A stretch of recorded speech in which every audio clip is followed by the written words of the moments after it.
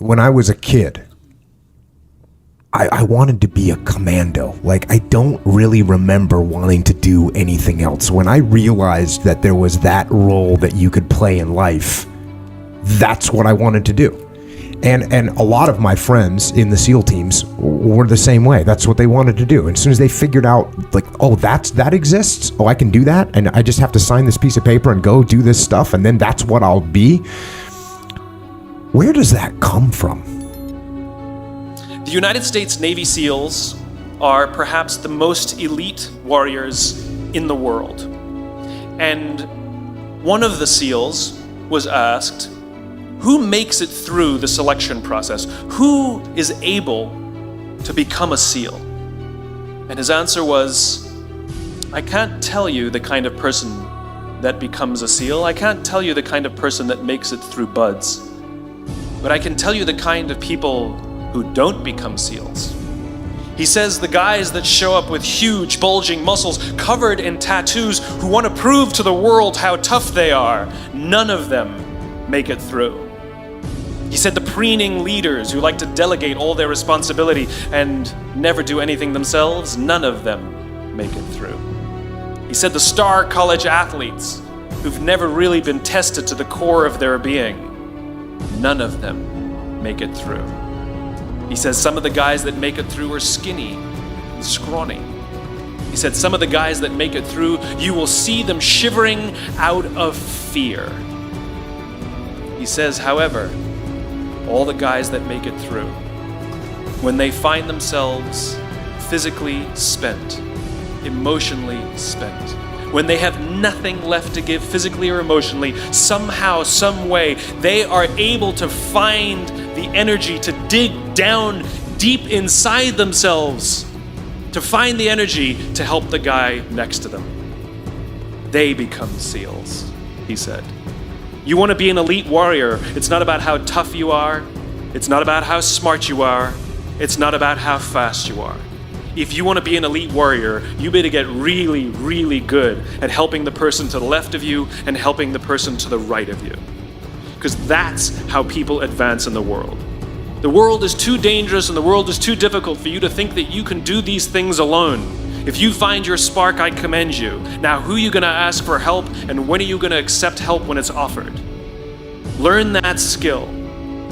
Learn by practicing helping each other. It'll be the single most valuable thing you ever learn in your entire life. To accept help when it's offered and to ask for it when you know that you can't do it. The amazing thing is, when you learn to ask for help, you'll discover that there are people all around you who've always wanted to help you. They just didn't think you needed it because you kept pretending that you had everything under control.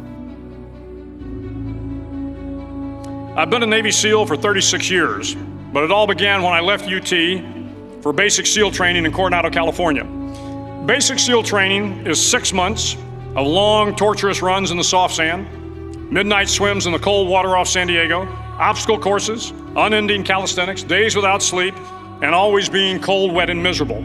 It is 6 months of being constantly harassed by professionally trained warriors who seek to find the weak of mind and body and eliminate them from ever becoming a Navy SEAL.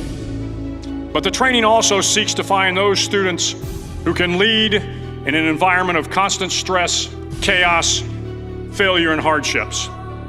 To me, basic SEAL training was a lifetime of challenges crammed into 6 months. So here are the 10 lessons I learned from basic SEAL training that hopefully will be of value to you as you move forward in life. Every morning in SEAL training, my instructors, who at the time were all Vietnam veterans, would show up in my barracks room, and the first thing they'd do was inspect my bed. If you did it right, the corners would be square, the covers would be pulled tight, the pillow centered just under the headboard, and the extra blanket folded neatly at the foot of the rack.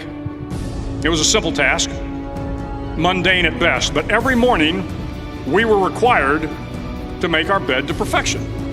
It seemed a little ridiculous at the time, particularly in light of the fact that we were aspiring to be real warriors, tough, battle-hardened SEALs. But the wisdom of this simple act has been proven to me many times over. If you make your bed every morning, you will have accomplished the first task of the day. It will give you a small sense of pride, and it will encourage you to do another task, and another, and another. And by the end of the day, that one task completed will have turned into many tasks completed.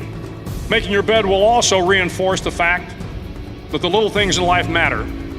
If you can't do the little things right, you'll never be able to do the big things right.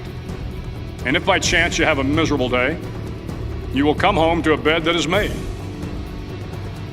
that you made. And a made bed gives you encouragement that tomorrow will be better. So if you want to change the world, start off by making your bed.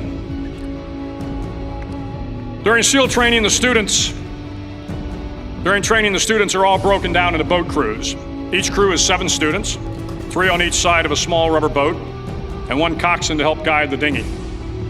Every day, your boat crew forms up on the beach and is instructed to get through the surf zone and paddle several miles down the coast. In the winter, the surf off San Diego can get to be 8 to 10 feet high, and it is exceedingly difficult to paddle through the plunging surf unless everyone digs in. Every paddle must be synchronized to the stroke count of the coxswain. Everyone must exert equal effort, or the boat will turn against the wave and be unceremoniously dumped back on the beach. For the boat to make it to its destination, everyone must paddle.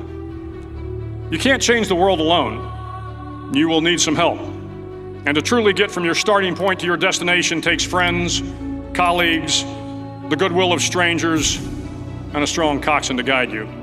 If you want to change the world, find someone to help you paddle.